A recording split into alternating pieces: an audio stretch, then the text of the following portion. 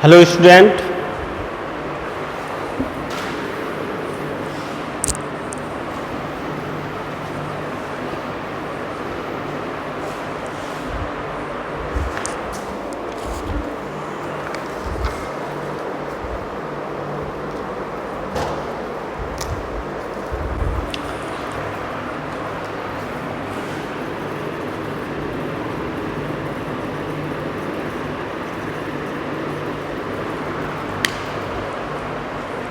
आपको हम कुछ क्वेश्चन लिखवा रहे थे एक एक दो दो नंबर के।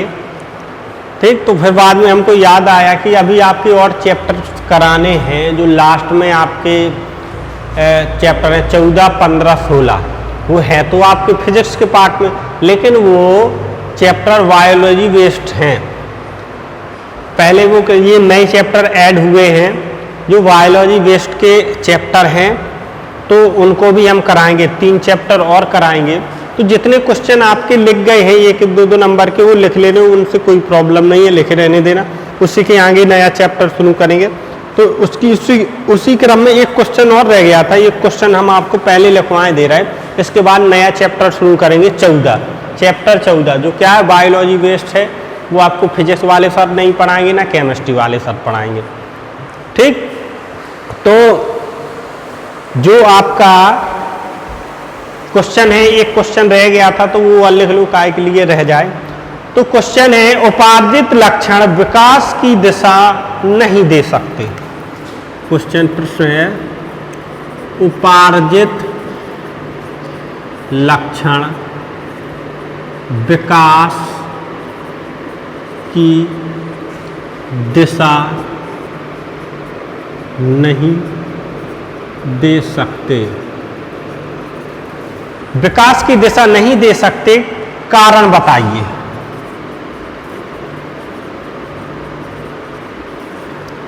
ठीक, तो जो उपार्जित लक्षण होते हैं वो विकास की दिशा नहीं दे सकते, कारण बताइए। उपार्जित लक्षण क्या होते हैं? सबसे पहले तो हमको ये मालूम करना है उपार्जित लक्षण देखो वे लक्षण होते हैं जो हम बाहरी वातावरण से ग्रहण करते हैं। ये जेनेटिक नहीं होते, मतलब एक पीढ़ी से दूसरी पीढ़ी में नहीं जाते। ये उपार्जित लक्षण वही होते हैं जो हम बाह्य वायुमंडल में या यहीं पर आकर सीखते हैं, वही होते हैं उपार्जित लक्षण। और जो लक्षण हम बाहरी वातावरण में आकर सीखते हैं वो लक्षण विकास की दिशा तय नहीं करते। विकास की दिशा सिर्फ आनुवांशिक लक्षण ही तय करते हैं। ठीक, तो वे लक्षण जो हम बाह्य वातावरण से सीखते हैं वो लक्षण विकास की दिशा तय नहीं कर सकते, इसलिए उपार्जित लक्षण विकास की दिशा तय नहीं कर सकते। तो इसमें लिखना है क्योंकि जो ये लक्षण होते हैं ये एक पीढ़ी से दूसरी पीढ़ी में नहीं जाते। जैसे हम हैं या आप लोग हैं, कोई भी हो, तो जो उपार्जित लक्षण हमने यहीं पे आके सीखे हैं, जन्म लेने के बाद सीखे हैं, ये लक्षण एक पीढ़ी से दूसरी पीढ़ी में नहीं जाएंगे, हमारे साथ ही खत्म हो जाएंगे। ठीक, तो इसलिए ये विकास की दिशा तय नहीं करते हैं। तो इसमें आंसर में लिखेंगे, उत्तर में उपार्जित लक्षण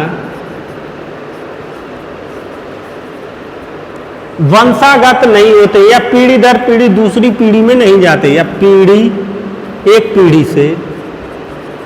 पीढ़ी से दूसरी पीढ़ी में नहीं जाते हैं। मतलब जो उपार्जित लक्षण होते हैं एक पीढ़ी से दूसरी पीढ़ी में नहीं जाते हैं, इसीलिए उपार्जित लक्षण विकास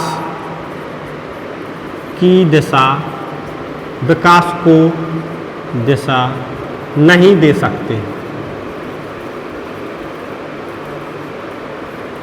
ठीक, ये आपको लिखना है कि उपार्जित लक्षण एक पीढ़ी से दूसरी पीढ़ी में नहीं जाते हैं, इसलिए उपार्जित लक्षण विकास को दिशा नहीं दे सकते हैं। ठीक, ये आपको आंसर लिख लेना है। ठीक, तो ये लास्ट ही क्वेश्चन था। और देखो ये क्वेश्चन सब इसी चैप्टर से संबंधित हैं, तो ठीक है लिख लिया, इसी चैप्टर के तो क्वेश्चन है। बाकी जो और क्वेश्चन होंगे वो हम आपको 3 चैप्टर पढ़ाने के बाद आपको बता देंगे एक एक दो दो नंबर के जितने भी क्वेश्चन होंगे हम आपको तीसरा चैप्टर बता देंगे, इसके बाद लिखवा देंगे।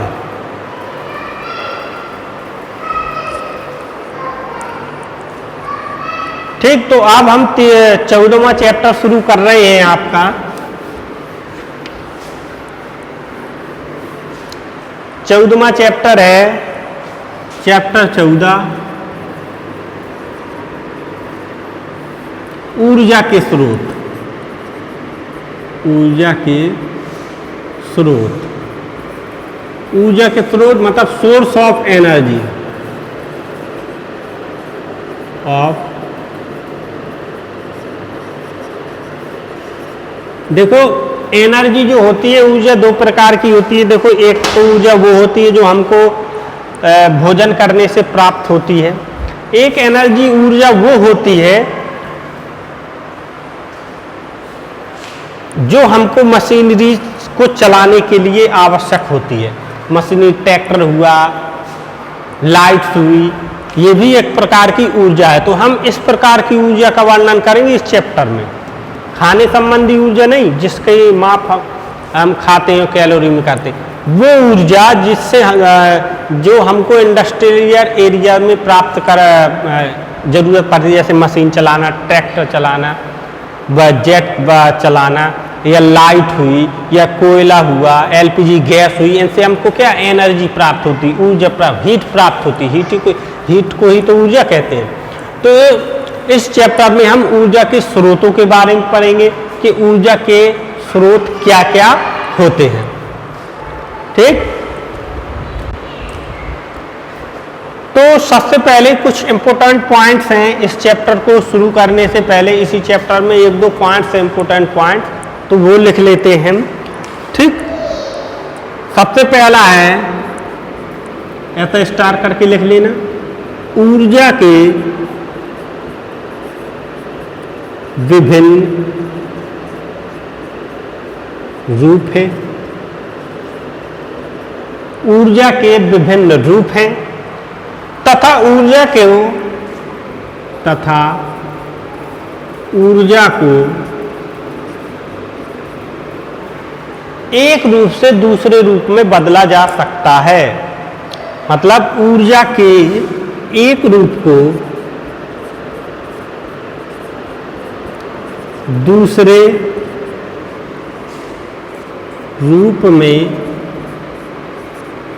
बदला जा सकता है। ठीक, मतलब बदला की जगह आप परिवर्तित कर लीजिए, ज्यादा बेटर रहेगा। परिवर्तित किया जा सकता है।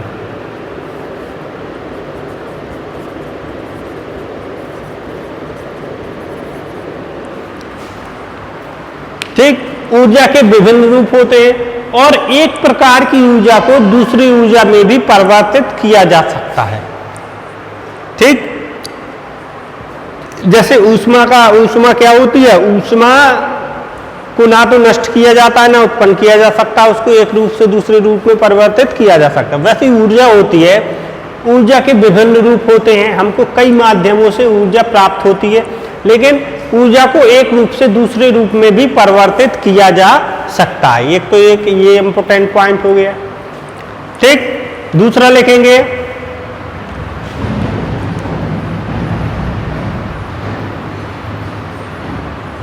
दूसरा पॉइंट है ऊर्जा का स्रोत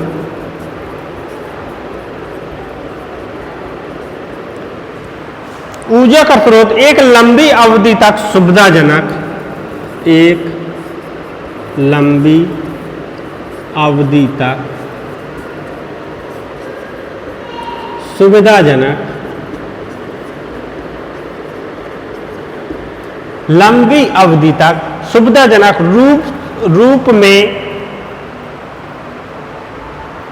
रूप में ऊर्जा की पर्याप्त मात्रा प्रदान करता है। मतलब ऊर्जा का जो स्रोत होता है, कोई भी ऊर्जा का स्रोत ले लो, चाहे वो कोयला ले लो, चाहे वो एलपीजी गैस ले लो, चाहे वो डीजल ले लो, चाहे वो पेट्रोल ले लो, चाहे वो जल से प्राप्त ऊर्जा ले लो, कोई भी ऊर्जा का स्रोत ले लो, कंडा ले लो, लकड़ी ले लो, कोई भी ऊर्जा का स्रोत ले लो। ऊर्जा का स्रोत एक लंबी अवधि तक, काफी टाइम तक, जैसे कोयले को हम जला दे, पत्थर वाले कोयले को जला दे तो वो काफी टाइम तक हमको एनर्जी देता है, काफी टाइम तक ऊर्जा देता है।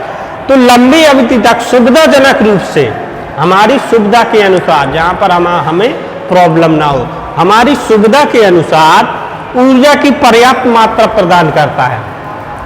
ठीक, तो ऊर्जा की पर्याप्त मात्रा प्रदान करता है लंबी अवधि तक। चाहे वो ऊर्जा का कोई भी स्रोत ले लें हम, वो हमको लंबी अवधि तक सुविधाजनक रूप से ऊर्जा प्रदान करता है। ठीक, तो ये 2 पॉइंट्स हो गए आपके, एक तो पहला पॉइंट ये हो गया, दूसरा ये हो गया। ठीक, तो दोनों पॉइंट के बाद अब आपकी नई हेडिंग है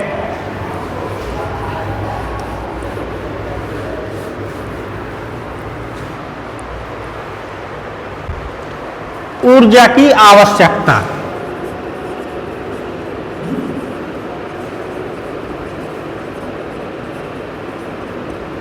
ऊर्जा की आवश्यकता, हमको ऊर्जा की आवश्यकता क्यों पड़ती है, किन किन कामों के लिए ऊर्जा की आवश्यकता पड़ती है। तो देखो, चाहे वो इंडस्ट्रियल एरिया हो, चाहे वो यातायात हो, हमको हर जगह ऊर्जा की आवश्यकता, जितनी भी मशीनरीज हैं इनको चलाने के लिए ऊर्जा की आवश्यकता होती है, ये तो आप जानते ही हो। ठीक, जो मशीनरी, जैसे मान के चलो ट्रैक्टर है आपका, तो ट्रैक्टर को चलाने के लिए कोई ऊर्जा तो होनी चाहिए। तो ट्रैक्टर को चलाने के लिए ऊर्जा होती ताप ऊर्जा। ट्रैक्टर के अंदर जब वो डीजल जाता है, इंजन में उसको जाता है, तो जब वो डीजल जलता है तो आग छोड़ता है। आप सिलेंसर उठा के देख लीजिए और रात में देखेंगे आप, ट्रैक्टर का एक्सीलेटर आप तेज करेंगे, सिलेंसर के यहाँ से आग निकलेगी, क्योंकि वो ईंधन जलता है। ईंधन के जलने से उसमें ऊर्जा प्राप्त होती है, उसी से वो चलता है। मोटरसाइकिल आप देख लेना, साइलेंसर निकाल के उसका एक्सीलेटर बढ़ाना, तो साइलेंसर जहाँ पे इंजन होती, जहाँ साइलेंसर फिट रहता है, उधर से आग जलती हुई निकलेगी। तो उससे क्या होती है, वाहनों को ऊर्जा प्राप्त होती है, जिससे वो चलते हैं। तो नेक्स्ट हेडिंग है ऊर्जा की आवश्यकता कहाँ कहाँ पर पड़ती है। तो पहला पॉइंट लेंगे खाना बनाने में। सबसे पहला पॉइंट तो है खाना बनाने में। पहला पॉइंट है खाना बनाने में ऊर्जा की आवश्यकता हमको कहाँ कहाँ पड़ती है, खाना बनाने में। ठीक, खाना कहाँ से बनता है, आग से। आग क्या है, एक प्रकार की ऊर्जा है। तो आग से क्या होगा, खाना बनाते हैं। जब आग एक प्रकार की ऊर्जा है तो उसी से हम क्या करते हैं, खाना बनाते हैं। दूसरा पॉइंट लिखेंगे, दूसरा पॉइंट है आपका प्रकाश उत्पन्न करने में। प्रकाश उत्पन्न करने में। तो दूसरा पॉइंट है आपका प्रकाश उत्पन्न करने में भी ऊर्जा की आवश्यकता होती है। जब हम किसी चीज को जलाएंगे तो उससे क्या होगा, प्रकाश उत्पन्न होगा। ठीक, तीसरा पॉइंट है यातायात के साधनों में। यातायात के साधन जैसे ट्रेन है, एरोप्लेन्स हैं, गाड़ी हैं, बसेस हैं, तो इनमें भी ऊर्जा की आवश्यकता होती है इनको चलने के लिए।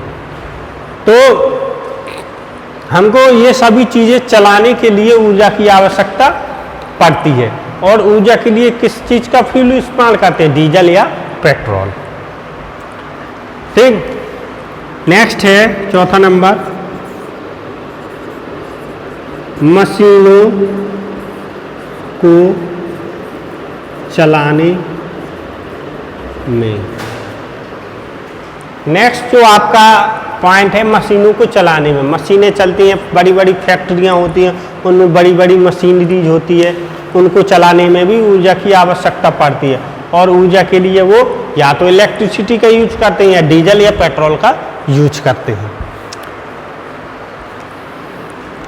अगला पॉइंट है उद्योगों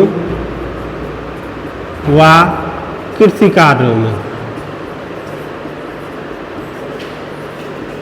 उद्योग धंधों में भी ऊर्जा की आवश्यकता पड़ती है, प्लस कृषि कार्यों में भी ऊर्जा की आवश्यकता पड़ती है।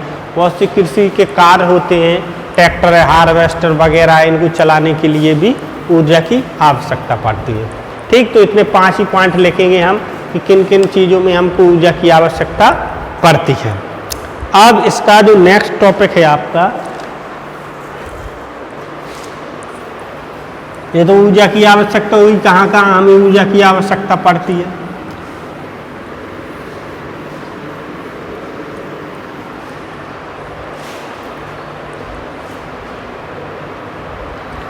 अब नेक्स्ट है हेडिंग आप ऊर्जा के उत्तम स्रोत के लक्षण। नेक्स्ट जो आपका टॉपिक है ऊर्जा के उत्तम स्रोत के लक्षण, कि ऊर्जा का उत्तम स्रोत होता क्या है।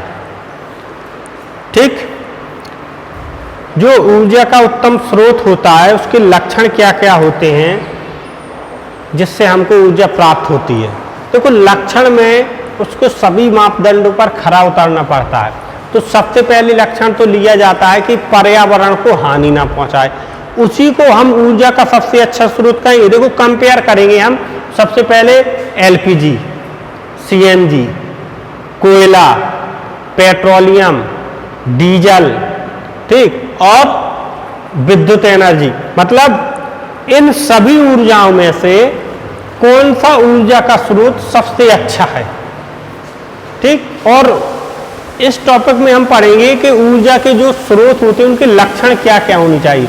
तो सबसे पहले तो वह उसी को हम ऊर्जा का सबसे अच्छा स्रोत मानेंगे जो पर्यावरण हितैषी हो, मतलब पर्यावरण को नुकसान ना पहुंचाए या हानि ना पहुंचाए।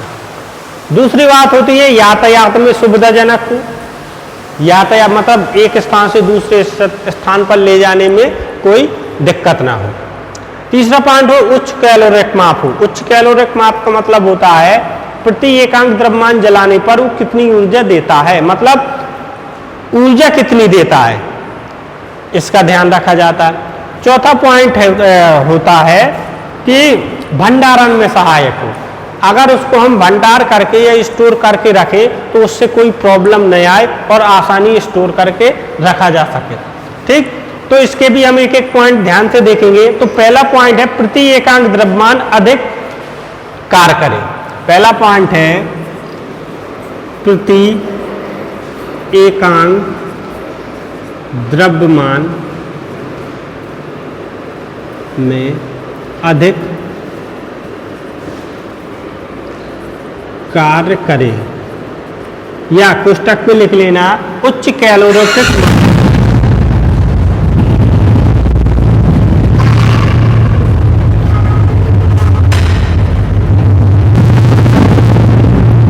कैलोरिक माप का मतलब होता है कि प्रति मतलब कितनी कैलोरी ऊर्जा देता है। यदि हम ऊर्जा के किसी स्रोत को जलाते हैं तो 1 ग्राम अगर हम जलाते हैं तो 1 ग्राम जलाने पर वह कितनी ऊर्जा उत्पन्न करता है। उच्च कैलोरिक माप का मतलब ये होता है। ठीक, तो दूसरा पॉइंट है सस्ता एवं सरलता से सुलभ हो। सस्ता एवं सरलता से सुलभ हो। पहला पॉइंट था वो 1 ग्राम अगर हम किसी ऊर्जा के स्रोत को जलाते हैं तो कितनी ऊर्जा उत्पन्न करता है। दूसरा है सस्ता एवं सुलभ हो, मतलब सस्ता भी होना चाहिए और आसानी से प्राप्त भी हो सके। दूसरा पॉइंट आपका ये है।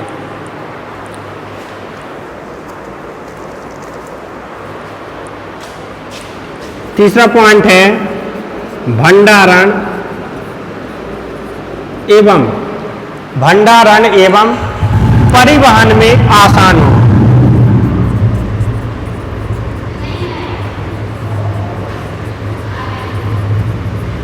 उसको हम भंडार करके रख सकते हो, परिवहन आने जाने में भी सुविधा पूर्वक हो, कोई दिक्कत ना हो। प्रयोग करने में आसान एवं सुरक्षित हो। चौथा नंबर है प्रयोग करने में आसान एवं सुरक्षित हो और पर्यावरण हितैषी हो। मतलब पर्यावरण को कोई नुकसान ना पहुंचाए, उसी को हम क्या कहेंगे, ऊर्जा का उत्तम स्रोत कहेंगे। तो जैसे हमने हेडिंग आपको बताई है कि ऊर्जा के उत्तम स्रोत के लक्षण, ऊर्जा के जो उत्तम स्रोत होते हैं उनके लक्षण क्या क्या होते हैं। प्रति एकांक द्रव्यमान अधिक कार्य करे, मतलब 1 ग्राम को अगर हम जलाएं तो अधिक से अधिक एनर्जी दे या ऊर्जा दे, वही सबसे अच्छा ऊर्जा का स्रोत होगा। दूसरा सस्ता एवं सरलता से सुलभ हो, सस्ता भी हो, आसानी से हमको हर कहीं मिल भी जाए। तीसरा भंडारण एवं परिवहन में आसान हो, उसको स्टोर करके भी रख सकें और परिवहन में भी आसान हो। प्रयोग करने में आसान एवं सुरक्षित हो, मतलब सुरक्षित होना चाहिए, किसी प्रकार की हानि नहीं होनी चाहिए। पांचवा है पर्यावरण हितैषी हो, पर्यावरण को नुकसान नहीं पहुंचाना चाहिए। अब आप अनुमान लगाना कि सभी मापदंडों को कौन सा ऊर्जा का स्रोत पूर्ण करता है। हमने आपको पहले बता दिया था, कोयला, लकड़ी, डीजल, पेट्रोल, विद्युत एनर्जी, ठीक, एलपीजी, सीएनजी, ये सभी क्या है, ऊर्जा के स्रोत हैं। अब इनमें से कौन सा सबसे अच्छा ऊर्जा का स्रोत है जो इन सभी मानकों को पूरा करता है या खरा उतरता है, वो आपको सोचना है और बताना है, ठीक, कि कौन सा सबसे अच्छा ऊर्जा का स्रोत होता है। ठीक, वो अब इतना ही हम आपको बताएंगे और इसकी पीडीएफ भी आपको भेज देंगे, तो उसी से लिख लेना, इससे लिखने की जरूरत नहीं है। ठीक, बाकी का हम कल की वीडियो में बताएंगे।